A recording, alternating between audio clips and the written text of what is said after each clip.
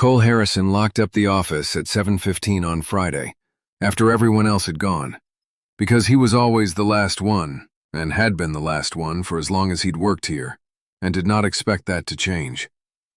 He stood at the front door with the key in his hand, and the truck in the lot, and the desert going dark in the way the desert went dark, fast, and then completely, like a decision made and kept.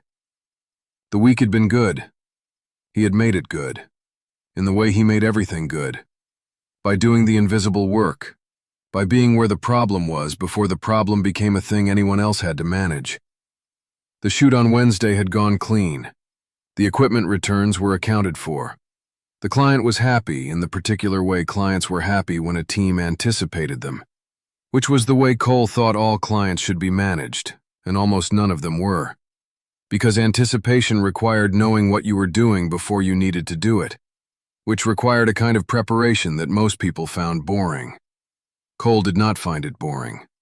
Cole found it clarifying.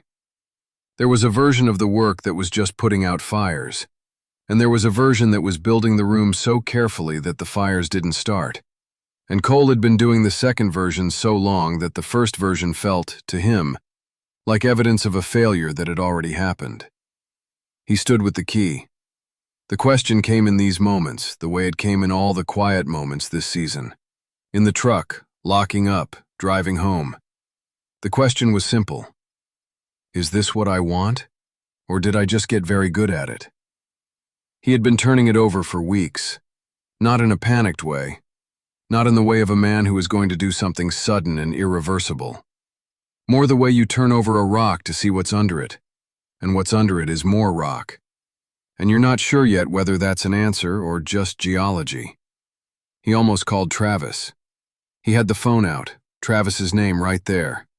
And then he put it back. Not because he didn't trust Travis. He trusted Travis the way you trust the person who has always shown up. But because the question was not yet ready to be handed to another person. It was still in the stage where it needed to be his. Saying it out loud would change its shape, and he wasn't sure yet what shape he wanted it to be. He locked the door.